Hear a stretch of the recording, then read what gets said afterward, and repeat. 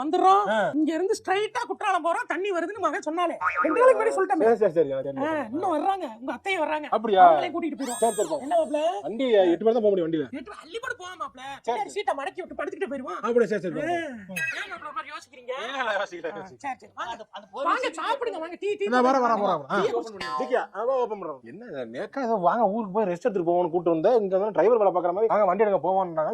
என்னங்க நீங்க தான் டிரைவிங்லாம் பேச சொல்லுவீங்களா? வாங்க. பேசனாலே என்ன வரேன். ஆமா மாப்ள, நீங்க தான் டிரைவிங் பேஷன். ஆல் இந்தியா ஃபுல்லா பைக்லயே ட்ரிப் போணும்னு சொன்னீங்களாம்ல கவிதா கிட்ட.